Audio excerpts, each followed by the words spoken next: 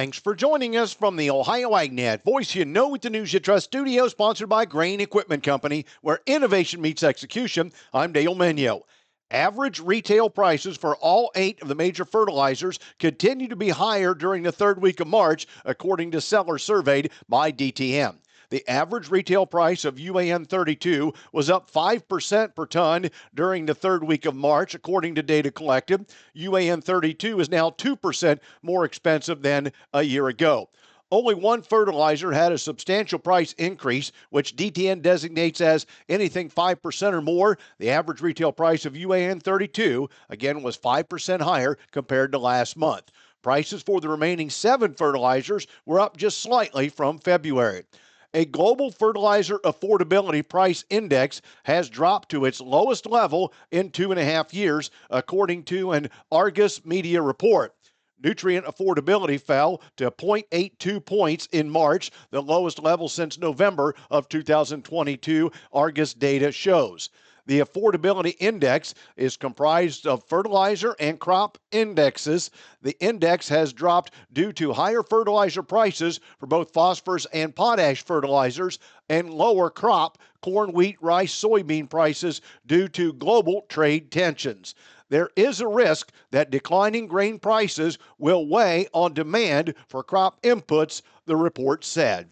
Today's weather brought to you by Seed Consultants. Simply better performance online at seedconsultants.com. Here's the forecast. We've got dry weather for most of your Thursday, but changes are coming. I'm Chief Meteorologist Ryan Martin with that Ohio Ag Weather Update. Here's what's going on. Today, we are not as cold. Finally starting to see some southwest flow come in. That's going to bump temperatures up a little bit. Now, will we be racing to the upside? Absolutely not, but not as cold as how I'm terming this right now. We also have some moisture in this warm front lifting that's going on to our west. Moisture coming out of Iowa, across Illinois, across Missouri. So we'll have to watch for clouds increasing as that moisture gets close to us. However, nothing happens in Ohio till after midnight tonight, and then we see rain on again, off again through the day tomorrow on Friday. Right now I'm going to pencil in a 1/10 to 3/4 of an inch coverage, 80 to 90% of Ohio. This should lead to a dry Saturday as we see that warm front setting up farther north. And we're going to see winds ramp up, and temperatures are really going to take off. Clouds increasing late Saturday, overnight Saturday night through Sunday, and into Monday. We see periods of rain and thunderstorm activity. All in, all done, 1/4 to 1.5 inches, coverage 100% of the Buckeye State. Behind this, we chill down for the start of next week, Monday afternoon, and then we are chilly for next Tuesday. Next shot of rain, a big weather system coming through for Wednesday the 2nd through Thursday the 3rd. Could see another 1/2 to 1.5 inches there. I'm Ryan Martin. And thanks, Ryan. Let's check in with our weekly update from the Ohio Soybean Council and your checkoff dollars at work. Here's Dusty Sonnenberg. I'm joined today by Brent Gatton, and he is vice chair of the United Soybean Board. You guys don't have bricks and mortar, but there's a lot of things you can do to help with infrastructure with checkoff dollars, and that's so important, getting the product from the farm to the customers. Talk a little bit about some of the developments there. It's really neat. I tell you what, when you think about the infrastructure, of how we actually get our product to our consumers. A few years ago, we were able to invest in the Port of Grays Harbor. We were actually do some infrastructure studies and things like that to show what the need was in that part of the world on the west coast there, and we've been able to double the meal exports that are coming out of that port. You think about one of the champion stories that we really like to tell is the dredging of the Mississippi. That's able to save 13 cents a bushel by being able to get those vessels farther up the channel there to be able to load those ships heavier to be able to get our products to market. So when I think about what we've been able to invest in, it's totally amazing. And I tell you what, I like for farmers to understand that for every dollar, we had the most recent return on investment study was by Dr. Kaiser from Cornell University that he presented to our board in December. For every dollar a farmer has spent, we've got a return in $12.30. So that's a great return on investment. And a lot of these investments, take several years to be able to build these markets. You look at the animal industry, they consume 97% of our meal that we produce here in the States, and when you think about exports, we have a new export committee now that's really focusing on what that demand looks like and where we can actually invest the right dollars in the right strategically in the right different markets. Mm-hmm. And so when you look at that, I'd say we're probably spending 40-something% of our budget is in the export market, and probably 60-something% is in the domestic side of things. Again, my guest today is Brent Gatton, vice chair of the United Soybean Board. Today's update brought to you by the Ohio Soybean Council and your soybean checkoff. And thanks, Dusty. Let's check check in with Joe Everett as he finds out more about a new herbicide available. Joining me is Pat Clay. He is a herbicide product development manager for Valent USA. And today, or yesterday actually, you talked about a new product you guys have coming to the market. Tell us about that. So it's Rapidicil, and start out by saying that is the trademarked active ingredient name for Apiraphenacil, which is a new PPO herbicide. It's very unique in the way it works, and we're quite excited about getting registration hopefully sometime early next year and launching it into the marketplace. And some of the things you mentioned yesterday was just how to use it with corn and soybeans. Can you tell us about that? Yeah, so it's going to be a pre-plant burn down herbicide. So post-emergence, non-selective weed control. Incredibly strong, incredibly fast, as the rapid in the name indicates. You can see symptoms and burn down palmer and water hemp within 3 days after application. A lot of crispy carcasses out in the field. So. And you also mentioned that you guys have been working on this for some time. How long have you guys been working on this product? Well, we made the go-to-market decision, I believe, in 2017. So basically, that's the point when all of the studies that you have to do to submit to EPA for registration start. Then there's the submission, and then there's the waiting for EPA's decision. So, yeah, it's 2017 till now, and we've been doing field trial work all along the way. A lot of times, early in that, it's private contractors, secrecy agreements, and then now we're starting to work with universities and showing them what we have as we come to market. So, well, a lot of work on your guys' end making it go and making it all happen. So when is the timeline for you guys expecting this to come to market? Yep. So we are anticipating that we'll get EPA registration February of 2026. Then we'll start working on getting state labels and planning for a full launch in the fall of 2026.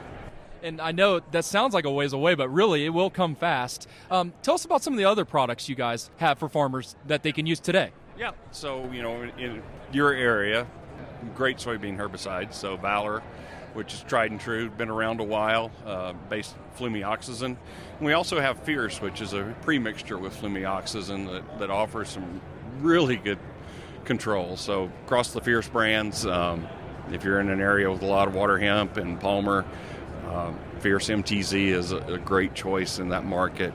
And then what we're really excited about is pairing Rapidicil with those products to get kind of a post-emergence, pre-emergence punch as you're going into a soybean season to help keep those fields clean. Well, and staying clean is so valuable in soybeans. And do you guys have any yield data on some of those products? Certainly. There's been yield data for years and years with all of the products, and we'll be collecting additional yield data this year across our trials. Interestingly enough, Iowa Soybean Association did some work last year with Fierce, because sometimes you see a little bit of injury on soybeans early season, and they just wanted to put some numbers to it. And basically what they found is, yeah, they had a cool, wet spring last year. They were able to get some injury symptoms, but at the end of the year, yields were just fine and equal to untreated check, or shouldn't say untreated check, but standard in the field. So, well, a lot of great things to come for you guys. I've been visiting with Pat Clay, and thank you for your time today, Pat. And I'm Joe Everett with the Ohio AgNet reporting.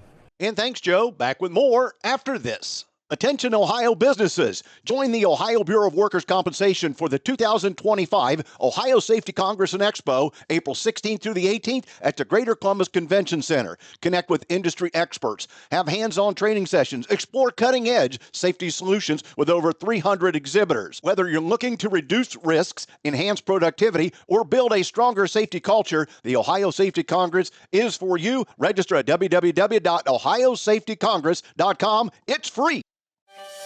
This is Dale Menyo with the Ohio AgNet. For over 25 years, my truck has been running strong on biodiesel, reliable, high-performance fuel that keeps me on the road promoting agriculture. Every gallon helps power Ohio's economy, protect our environment, and support our hardworking soybean farmers. The best part? It works in any diesel engine. No modifications needed. Take it from me. Choose biodiesel and drive with purpose. Learn how at soyohio.org. Although renewable fuel standard volumes for 2026 were required to be finalized in October of 2024, attorneys for the federal government argued in federal court in Washington, D.C. this week that a lawsuit filed by biofuels groups should be dismissed because their notice of intent to sue the U.S. Environmental Protection Agency came before the agency actually violated the Clean Air Act. The U.S. Environmental Protection Agency motioned a federal court to dismiss a lawsuit challenging the agency's missed renewable fuel standard deadlines. In July of 24, Clean Fuels Alliance America and Growth Energy told the EPA of their intent to file a lawsuit. By statute, EPA was required to finalize 2026 volumes by October of 2024, 14 months before the 2026 compliance year begins. Attorneys for EPA this week argued the biofuels groups provided the intent to sue too early, although the Biden administration announced the 2026 volumes would come a full year late. The groups filed a lawsuit in the U.S. District Court for the District of Columbia on December 20th, 2024, arguing the agency violated the Clean Air Act in not promulgating the 2026 rule within the time frame. The biofuels groups asked the court to require EPA to undertake an expeditious rulemaking schedule. The public comment period between an RFS proposal and a final rule is required to be a minimum of 30 days, but is most often 60 days. Instead, plaintiffs sent EPA letters months before EPA's statutory deadline to issue regulations for the 26 renewable fuel volumes under the Renewable Fuel Standard Program, asserting EPA might miss an upcoming deadline and threatening to sue the agency before the deadlines even passed, the EPA said in a brief filed on Monday. Today's market analysis is brought to you by the Louis Dreyfus Company, excited to be building the newest state-of-the-art soybean crush facility in Upper Sandusky, Ohio. For marketing information to LDC, call 574-566-2113. Here's Ryan Martin. Grain markets finished off your Wednesday session mostly lower. We did see a little bit of a bump in the soybean market, but at the end of the day, lack of significant headlines was probably the biggest mover in the marketplace. Grain selling was related to Black Sea ceasefire and large U.S. corn seedings. The U.S. forecast also is unchanged with a relatively dry setup in the U.S. plains. All right, Russia been using one bank to clear all of its SWIFT grain transactions, and the new ceasefire deal could allow additional banks to participate. However, this would need to be approved by the EU. Expanding the availability of SWIFT would not expand trade volumes, but Black Sea ocean freight insurance could fall handily, making a CIF price a little bit more competitive. This does not probably yield additional tonnage to world wheat trade before the second half of the year. So July forward, Ukraine is going to have limited wheat supply available for export prior to late July anyway. Corn markets are turning into the headwinds that are other trade stories. Brazil and U.S. farmers are looking to have extra seeded acres to rebuild supplies. That chore has been accomplished, or at least the churning chore has been accomplished to the degree of a question, where do we see the planted acres number fall from the U.S. farmer? 94, 95, or 96 million acres of corn. Many in the marketplace are trying to argue for or pricing in maybe a 95 million acre U.S. corn seeding total. In my mind, based on where the market's at right now, that seems difficult. I'm also doubting that corn seeding surpasses much more than 96 million acres. I feel that we're going to be looking at a number fairly close to that 94 million acre total that was put out by economists back at the World Outlook Board Forum in February. So those were the big stories yesterday on the grains. Again, no major oil seed stories yesterday. I'm Ryan Martin. And thanks, Ryan. Today's market's brought to you by Seed Consultants. Simply better performance online at seedconsultants.com. Overnight at the open, May corn is unchanged at $4.51 cents. December also unchanged at $4.44.5. The May beans are up a half a cent at $10.01 November up a half at $10.07 July wheat down a penny and 1/4 at $5.49 3/4. April cattle up 70 cents at $207.07. The April lean hogs, $87.55, up 90 cents. An April feeder cattle closed up $1.02 at $285.87. Thanks for joining us. This is the Ohio AgNet.